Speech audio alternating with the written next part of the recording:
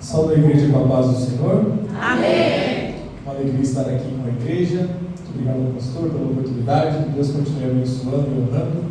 Um feliz dia dos pais a todos os pais que estão aqui. Que Deus continue abençoando. Irmãos, eu queria convidar vocês a abrirem a Bíblia no Salmo de número 13. Salmo de número 13.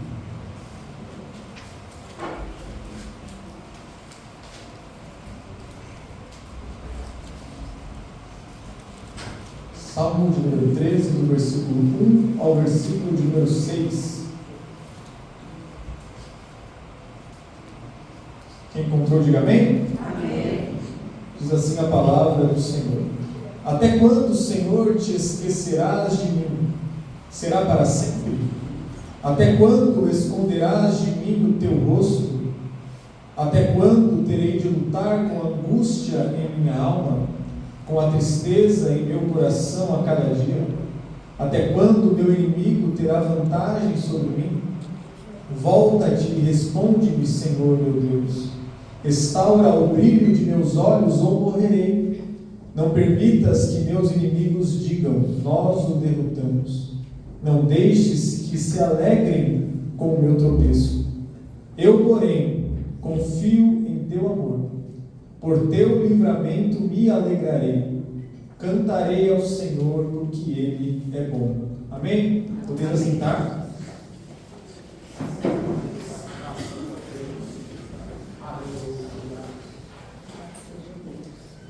Meus irmãos, o Salmo de número 13, ele é escrito por Davi, provavelmente em um momento onde ele estava sendo perseguido pelo rei Saul.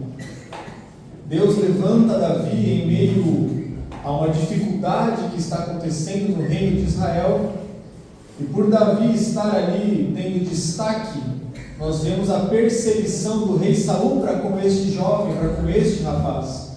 Então ele tem que fugir, então ele tem que se distanciar da posição que ele deveria estar tomando, zelando pela própria vida, para que ele não fosse morto pelo rei Saul.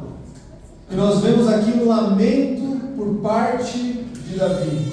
Nós vemos aqui um pedido de socorro por parte de Davi. Então ele começa dizendo: até quando, Senhor, te esquecerás de mim? Será para sempre? Davi, em meio à dificuldade que ele estava enfrentando, ele começa a não conseguir mais ver Deus agindo. Davi, enquanto está fugindo do rei Saul, ele começa a pensar que Deus não está mais com ele, ou que Deus não está mais ao lado dele. Nós podemos trazer aqui a ideia que Jesus, na cruz do Calvário, começa a clamar dizendo: Deus meu, por que me abandonaste? Deus meu, por que me desamparastes? Então nós vemos Davi padecendo o mesmo sentimento que Cristo passou na cruz. O sentimento de que Deus não estava mais ao lado dele. O sentimento onde tudo parecia dar errado e Davi não conseguia mais enxergar a Deus. E eu pergunto à igreja: será que nós já passamos por isso em algum momento? Será que em alguma ocasião da nossa vida nós começamos a olhar as situações e não conseguimos mais encontrar Deus na dificuldade que nós estamos vivendo? Será que você já passou na sua história um momento aonde parece que a perseguição é tamanha, que a luta é tão grande, que parece que os seus olhos não conseguem mais enxergar o Deus que salva, o Deus que liberta, o Deus que cura, e você começa a se questionar: Senhor, Tu não me disses que estaria comigo todos os dias até a consumação dos séculos, mas parece que eu não estou mais enxergando o Senhor, parece que eu não consigo mais ver as Tuas mãos, e em meio a essas dificuldades surge uma crise de fé em nós, porque nós lemos textos como o texto de Isaías que diz que a mão dele não está contida para que não possa abençoar, e que os ouvidos dele não estão fechados para que não possa ouvir, mas você ora e a resposta não vem. Mas você precisa de uma provisão e a mão do Senhor parece não abençoar. abençoar. E o que é que você faz quando o único que tem capacidade de resolver parece não estar ouvindo o teu clamor? Porque, meus irmãos, um dia triste é algo comum. Um dia de dificuldade é algo que faz parte da vida. Mas e quando os dias de tristeza começam a se acumular? E quando os dias aonde parece faltar a provisão começam a ser maiores do que os dias da bonança? Porque no dia da dificuldade você ainda consegue lembrar de ontem que Deus estava cuidando da sua visão. Mas e quando os dias de dificuldades começam a ser gerados ao ponto que você não consegue mais lembrar de quando Deus estava provendo, ou na nossa mente que Deus estava cuidando? O que fazer? E Davi estava nessa situação, irmãos. Davi nada mais fez além de ser obediente a Deus. E Saul nada mais fez além de quebrar a comunhão com Deus. E parece que Saul está se superando e que Davi está cada vez mais distante da promessa. Porque, meus irmãos, Davi era um rapaz que não tinha destaque. Davi era alguém que, se Deus não tivesse levantado, provavelmente ele não teria sofrido tudo que ele sofreu, porque ele ficava no cantinho dele cuidando das ovelhas. Nem mencionado ele foi quando o profeta Samuel vai ao encontro de Jessé. Mas então Deus traz destaque para Davi. Deus traz visão para Davi. Deus eleva Davi. E por conta disso, Davi agora está sofrendo. Porque quando Deus precisa de alguém para matar o Golias, Davi está lá. Porque quando Deus precisa de alguém para que os demônios saiam de Saul, Davi está lá. Porque quando Deus precisa de um rei, Davi está lá. Aleluia. Mas agora esse Davi que nada mais fez além de obedecer, parece estar acumulando sofrimento. Parece estar vivendo dias que não têm fim. Porque você vê o rei no lugar, na posição, na estatura que ele está, e você se vê se escondendo para não morrer. Você se vê no lugar onde você precisa se proteger. Irmão, eu e você conhecemos o final da história, mas Davi não conhecia o final da história.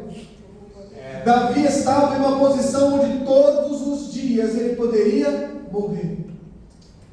E nas oportunidades aonde parece que ele pode tirar a vida de Saul e se livrar do problema, parece que algo soa no ouvido dele: ei, não coloca a tua mão ainda.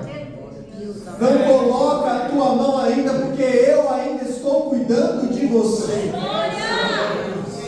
Porque talvez eu e você, se víssemos Saul dormindo e tivéssemos uma lança em nossa mão, e tivéssemos um rapaz ao lado dizendo: Davi, esta é a oportunidade que Deus está te dando, será que eu e você mataríamos Saul? Aleluia. Mas Davi se levanta e diz: eu não tocarei no ungido do Senhor. Se Deus colocou, é Deus que tira. Se Deus levantou, é Deus que abate.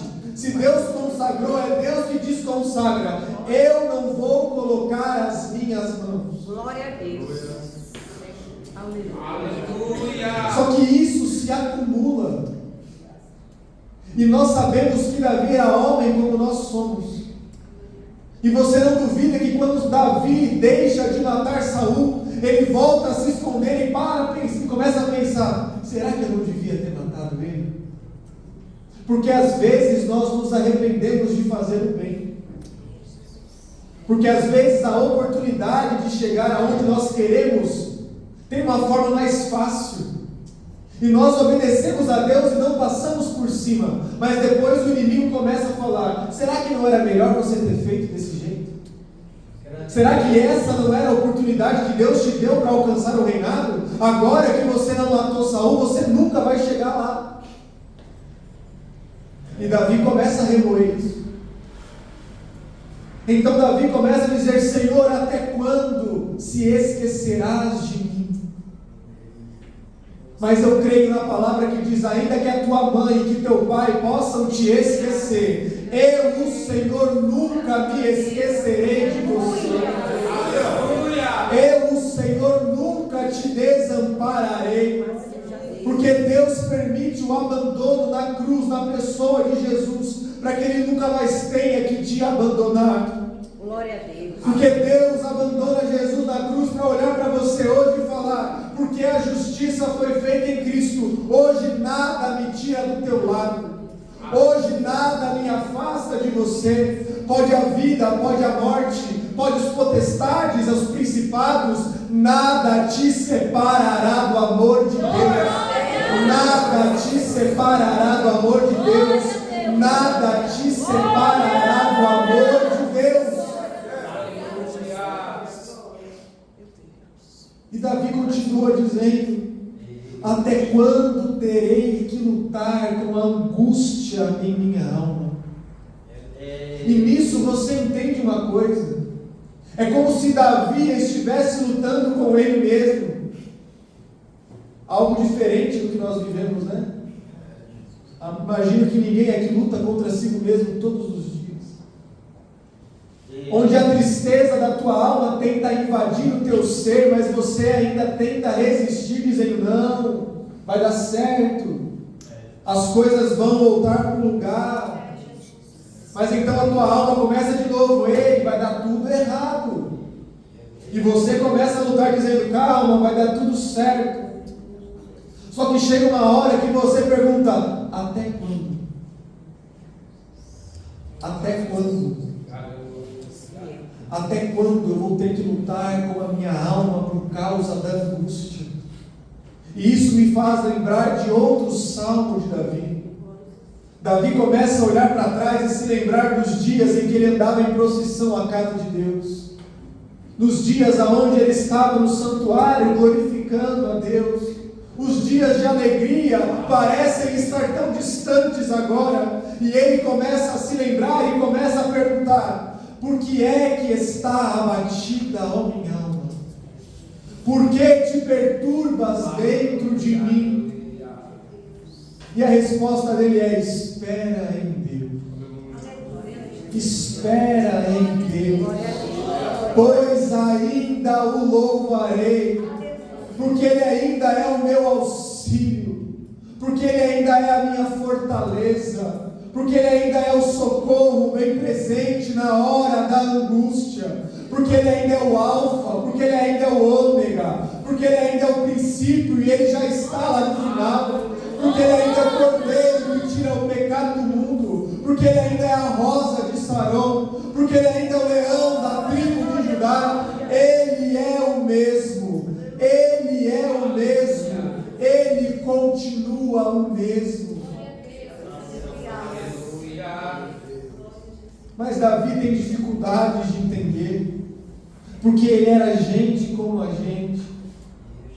O nosso problema é que às vezes nós pensamos que precisamos conhecer a história inteira da nossa vida para não sofrer hoje. Porque se nós soubéssemos o que vai acontecer amanhã, se nós conhecêssemos a provisão que Deus vai trazer, o sofrimento hoje seria menor. Não seria. Saber o amanhã não garante a ausência de tristeza hoje.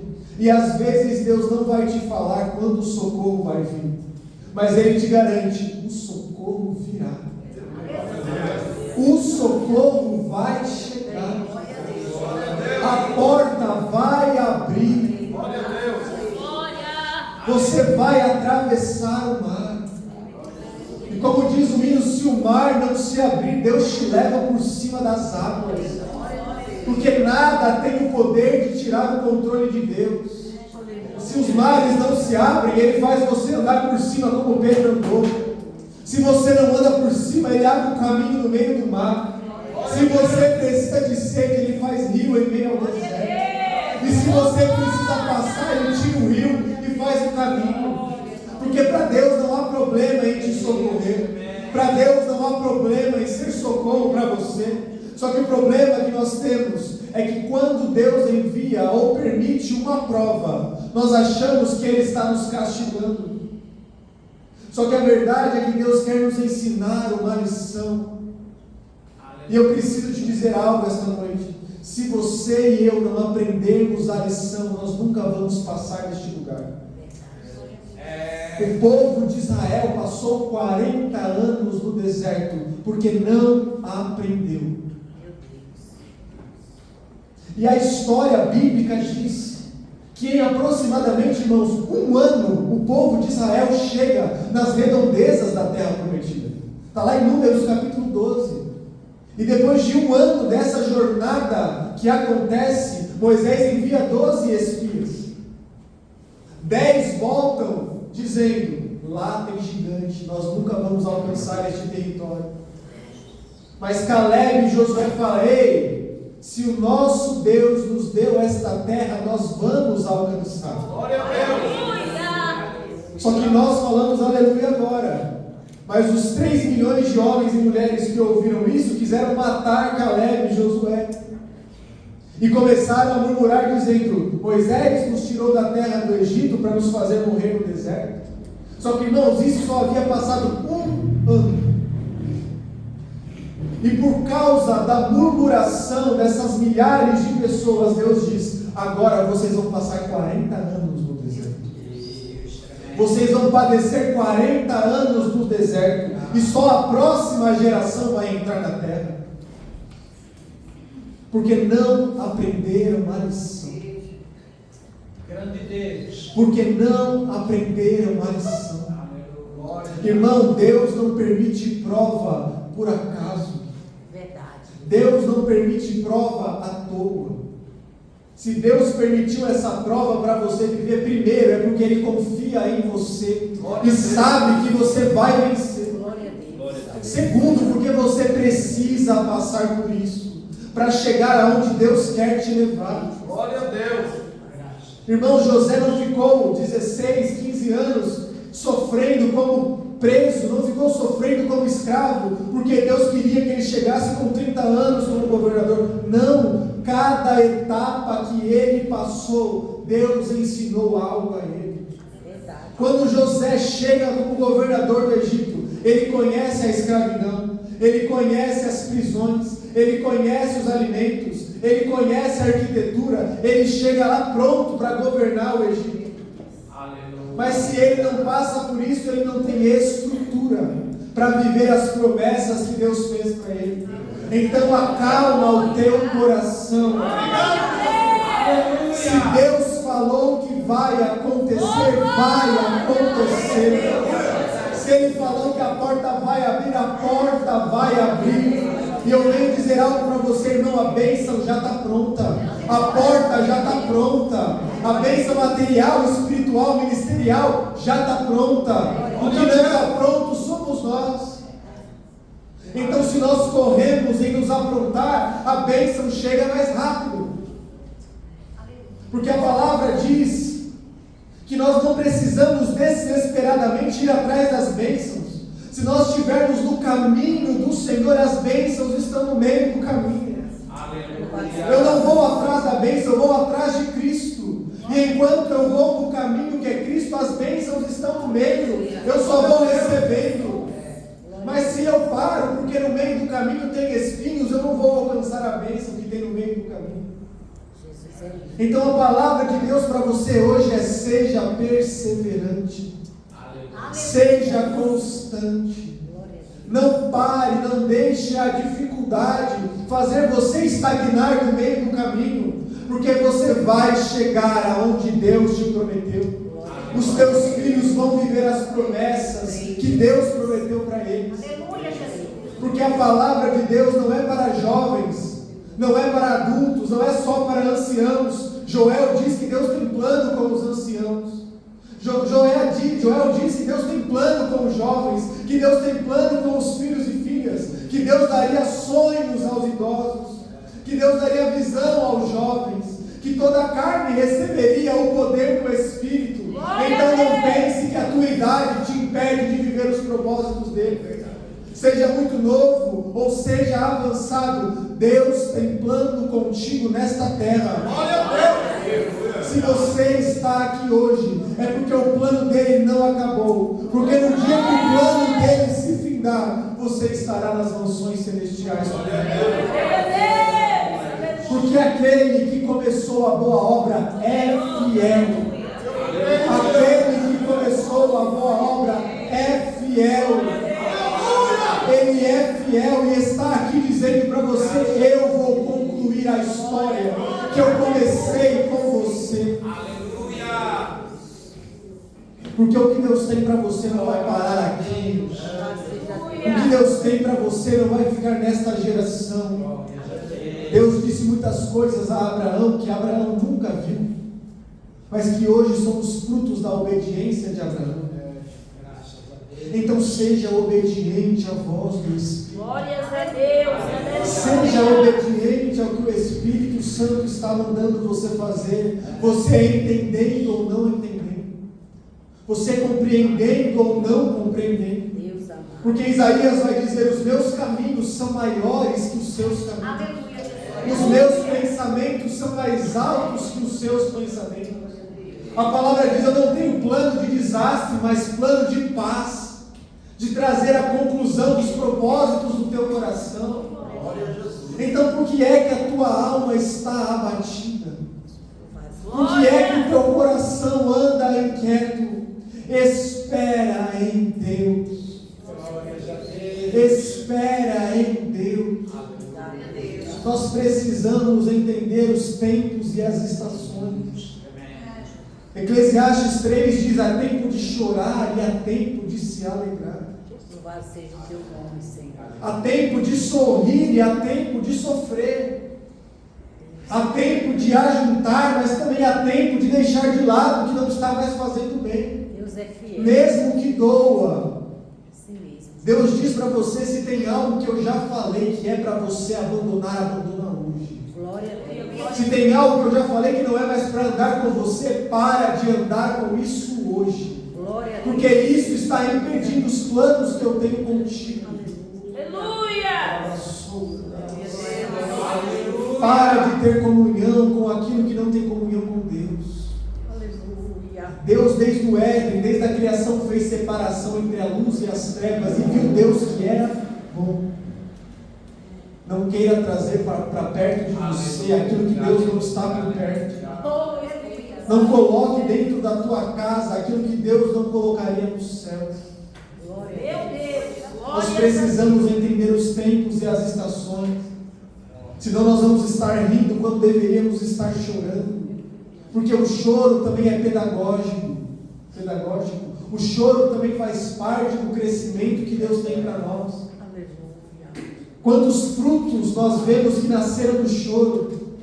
Aquele que planta com lágrimas, certamente colherá com alegria. Deus já está dizendo para você: você vai plantar chorando, irmão. Você vai plantar sofrendo, irmão. Mas se você for fiel, o Senhor vai te fazer colher sorrindo, se alegrando.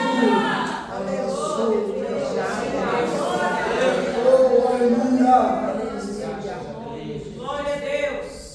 E Davi continua dizendo: até quando, Senhor, os meus inimigos terão vantagem sobre mim? Porque se tem algo que é difícil do cristão entender, é que existe alguém errado, e que você está certo, mas que parece que ele está melhor que você. Você é fiel, você é obediente, você vem na igreja, você cumpre os horários, você ora, você jejua, você dá o dízimo, dá as ofertas, e ele não faz nada, e parece que tudo está dando certo na vida dele. Mas a palavra diz que não há nada de novo debaixo do céu. E em Salmo de número 73, se não me falha a memória, nós vemos um homem chamado Asaf. A Bíblia diz que esse homem começa a olhar os ímpios e começa a dizer: Senhor, eles têm tudo o que eu queria ter, e parece que eu não tenho nada do que eu queria ter. Asaf era ministro de louvor do santuário, ele era fiel. Quantos hinos são compostos por ele? Mas parece que tudo estava dando errado na vida dele. Ele chega a olhar para Deus e dizer: Senhor, foi em vão que eu purifiquei o meu coração. Basicamente ele está dizendo: Senhor, eu te obedeci em vão. Eu tive comunhão contigo em vão, porque eles fazem tudo que é errado e dá certo. Eu faço tudo que é certo e parece que está dando errado. Mas no meio do caminho a Bíblia diz que Asaf escreve: até que eu entrei no santuário do Senhor.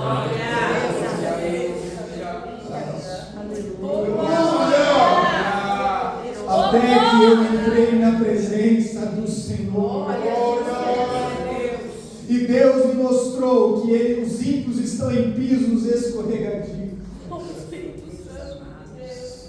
Porque aquele que faz tudo errado e parece que está dando tudo certo, a qualquer momento ele cai. Porque a base dele é mentira. Porque a base dele é passar por cima dos outros. Mas Deus olha para você e diz o que disse para Asaf: eu coloco você sobre uma rocha. Eu firmo os teus pés sobre a rocha. E nada nem ninguém vai deixar você sair daqui. Nada nem ninguém te tira da rocha que eu estou colocando. Então, meu irmão, a palavra de Deus para você é: pode estar demorando, mas quando você chegar, ninguém te tira. Pode parecer que está dando errado, mas do dia para a noite tudo vai dar certo. E aquele que construiu tudo em meio a mentiras, a qualquer momento ele escorrega e cai.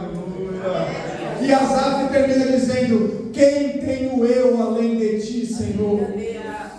Quem tenho eu além de ti, Senhor? Porque a vida não é sobre as coisas estarem dando certo. A vida é sobre eu estar fiel no caminho. A vida é sobre eu permanecer constante, mesmo que as batalhas venham. Porque, irmão, ser crente dói, mas não ser crente dói mais ainda. Andar com Cristo é andar com choro, mas é um choro que transforma em alegria. Enquanto andar no mundo é um choro que é transformado em choro, que é um abismo que chama outro abismo. Então, se você entrou nesta casa hoje chorando, triste, pensando em abandonar tudo, Deus diz: eu vou te recompensar. Eu sou a tua recompensa. Eu sou o teu alívio. Eu sou a tua calmaria. Eu sou o pastor que vai te levar a pastos verdejantes e águas tranquilas.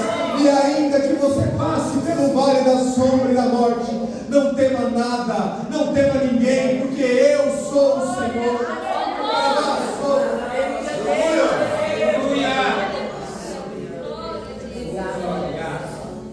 Irmão, quanto mais as coisas derem errado, mais galardão Deus tem para você no céu. A palavra diz, em Hebreus 12 ou 11, se não me falha a memória, os heróis da fé. A Bíblia diz que Deus deu oportunidade àqueles homens de não morrerem pregando o Evangelho, mas eles preferiram morrer e serem mártires, porque alcançariam a coroa da vida. Então sofrimento não é igual a abandono de Deus. Sofrimento é igual à presença de Deus em meio às dores. Porque Deus está gerando testemunho em você. Deus está gerando maturidade em você. Para que quando alguém aparecer nesta igreja com as mesmas dores que você teve, você possa ser canal de bênção para alguém. Não pense que é para em você. O seu testemunho é fonte de bênção para outras pessoas. E se Deus permitiu essa prova tão difícil para você, é porque Deus confia muito em você. É porque Deus tem plena confiança e expectativa em você. É como se você estivesse passando a dor e Deus estivesse lá no céu. Continua, meu filho. Não para, meu filho. É que se eu entrar agora, você perde o que você conquistou. É que se eu colocar a minha mão agora, você perde o que eu estava te dando. Então Deus pergunta para você hoje: você quer que eu entre no meio dessa prova e tire você? Ou você quer que eu ande com você em meio à prova, para você alcançar a terra prometida? Deus amado. Porque só vive grandes coisas, irmãos, quem passa por caminhos doloridos. Só alcança grandes lugares quem passa grandes sofrimentos. Então se mantenha fiel. Billy Graham uma vez disse: ainda que o céu não exista, ainda que a Bíblia não tenha poder, foi bom ser cristão. Glória a Deus. ainda que não haja recompensa, ainda que as demais coisas não sejam acrescentadas, valeu a pena ser cristão. Porque o maior presente nós já alcançamos na cruz. O maior presente nós já recebemos no Calvário, que é saber que um dia a dor aqui acaba e a alegria lá começa. É saber que um dia eu vou estar chorando aqui num piscar de olhos, Deus estará enxugando as lágrimas do meu olho. É saber que foi difícil manter os filhos na caminhada com Deus, mas é chegar no céu e entregar, Senhor, olha meus filhos aqui na tua mão. É chegar no céu e dizer, olha, Senhor, minha esposa e meu esposo aqui na tua mão. É chegar e dizer, olha, Senhor, a congregação que o Senhor me confiou. Olha, Senhor, a mocidade que o Senhor me confiou. Olha, Senhor, os vizinhos que o Senhor me confiou. É isso no que vale a pena. Aleluia. Já dizia o hino, ainda que para te servir, Senhor, eu tenha que chorar. Te seguirei, pois sei que lá o Senhor está. Sofrer contigo é melhor do que errar. Sofrer com Ele é melhor do que errar. Sofrer na mão dEle é melhor do que errar longe na mão dEle. Porque ainda que você esteja sofrendo, Ele te esconde no esconderijo do Altíssimo, e a sombra do Onipotente você ainda está.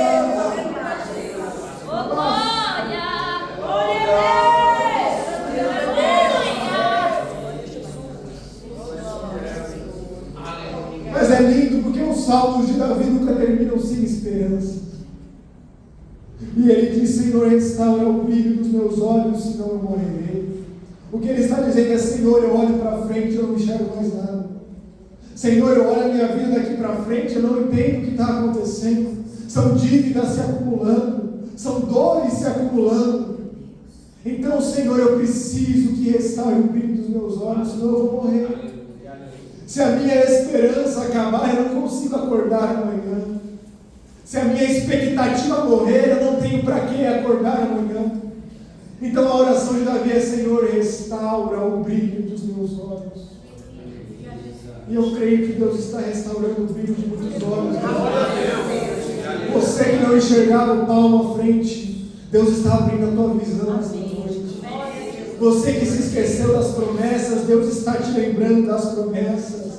Se Ele prometeu algo para você e tem uma dificuldade no meio, a tua esperança é a promessa. Se Deus falou que eu vou chegar lá, eu sei que eu passo disso daqui. Eu estou doente, mas Deus falou que eu ia gerar. Então eu sei que eu terei filhos. Deus disse que eu seria próspero, mas eu estou desempregado. Mas se Deus disse que eu seria próspero, a porta vai abrir. Há esperança. Ainda há esperança para a árvore cortada, porque ao cheiro da água do Espírito Santo ainda dá frutos, e frutos que permanecerão, e frutos que durarão gerações e gerações, porque o teu fruto não vai parar aqui, o teu fruto não vai acabar aqui, o teu fruto será mencionado na eternidade. Os teus feitos serão mencionados na eternidade. Então não pare. Muitas pessoas precisam do que você está fazendo. A Bíblia diz que há uma nuvem de testemunhas olhando para nós. Pessoas se espelham em você. E se você parar, muitos vão parar. Então, pelo amor de Deus, não pare. Não entrega o cajado. Não abre mão do chamado, não abre mão do ministério. Talvez você nunca pregará para 50 mil pessoas, mas há 100 pessoas que vão te ouvir, vão fazer a diferença e vão abalar esta terra. John Wesley disse, me dê 100 homens que nada temam senão o pecado e que nada mais amem senão a Deus, e eu mudarei o mundo. John Wesley não pediu um exército de 100 mil, ele pediu 100 homens perseverantes, 100 homens com a esperança de ver o mundo melhor. Sabe, nós vemos a dificuldade no nosso país, nós vemos as coisas aumentando o preço, Nós vemos dificuldade na família e parece que não há mais esperança. Mas a Bíblia diz: se humilhares e se converterem dos seus maus caminhos, eu, o Senhor, entrarei, sararei a terra e vocês darão muitos frutos. Irmão, a nossa nação será celeiro, o Brasil será celeiro. Vocês estão cuidando dos jovens que estarão pregando nas nações. Esta igreja está cuidando de jovens, crianças, adolescentes que alcançarão coisas que muitos não alcançaram. Então você do ministério infantil não desista. Você dos adolescentes não desista. Você da mocidade não desista. Deus conta com você. É difícil, é cansativo, mas dará tantos frutos. Porque os jovens para quem vocês pregam, que alcançam uma alma, o galardão é dele e é seu também. As pessoas que nós cuidamos, que farão grandes feitos, nós partilharemos deste galardão. Billy Graham pregou e mais de 3 milhões de pessoas se converteram. E eu te garanto que a pessoa que pregou para Billy Graham tem parte nesse galardão. Porque foi preciso ser alcançado, para que milhares fossem alcançados. Então não desista. Teu ministério não é pequeno. Tua chamada não é pequena. A tua chamada não é medida pelo número de pessoas que te ouvem, mas pela qualidade pela qual você ensina, pela qualidade pela qual você se entrega. Deus vê você acordando cedo para cuidar da tua família. Deus vê você levantando de manhã, pegando trem, pegando ônibus, metrô, indo trabalhar num lugar que às vezes você nem gosta, mas só para colocar o pão na mesa da tua família. Deus vem e diz para você hoje: eu me agrado de ti. Eu tenho visto o teu esforço. Muitos não reconhecem, mas eu, o Senhor, reconheço o trabalho das tuas mãos. Oh, aleluia! Oh, aleluia! E ele termina dizendo: eu, porém, confio no teu amor. Eu, porém, confio no teu amor. Glória a Deus. Eu, porém, confio no teu amor. Porque, irmão, se você não consegue ver o amanhã, só lhe resta uma coisa: confiar. Se o amanhã não te pertence, só lhe resta uma opção: confiar. Porque desistir não é uma opção. Desistir não é uma opção. Então só há uma opção: confiar. Confiar. Confiar. Fazer a tua parte, descansar que Deus vai fazer a parte dele. Porque o que Deus está esperando é só você acabar a sua parte. Assim que você acabar a tua parte, Ele entra e Ele faz o que só Ele pode fazer. Quando Jesus chega no túmulo de Lázaro, Ele olha para os homens e diz: tirem a pedra. Mas o Jesus que ressuscita não consegue tirar a pedra. Mas Jesus diz para você: se você não tirar a pedra, eu não vou ressuscitar o Lázaro. Ou seja, faz o que você consegue fazer, que eu faço o que você não consegue fazer. E para encerrar, irmãos, Davi diz: por teu livramento me alegrarei. Davi ainda estava perseguido, mas já estava agradecendo pelo livramento. Davi estava sendo perseguido, mas já estava agradecendo pelo livramento. Por que ele estava agradecendo pelo livramento? Porque ele tinha a promessa de ser rei. Então ele sabia que na hora certa o livramento viria, e ele já estava tomando posse da alegria antes do livramento chegar. Saia daqui esta noite tomando posse da alegria prévia, da alegria que vem antes do livramento, porque Deus vai te dar o livramento.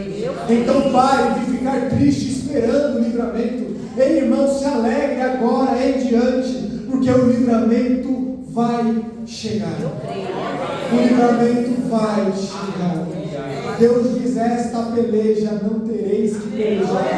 Então somente se levante e vá ao lugar de encontro, para você a tua salvação. E assim eu agradeço essa rica bênção e essa oportunidade em nome de Jesus.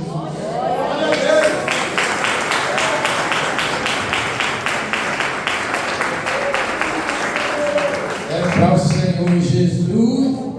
Graças a Deus. Graças a Deus.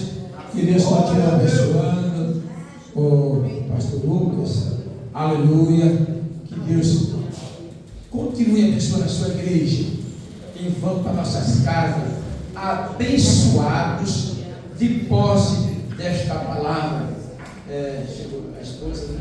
A esposa do pastor Lucas. Louve a Deus com as palmas da serva do Senhor. Aleluia, louve a Deus com as palmas. Deus te abençoa. Aleluia.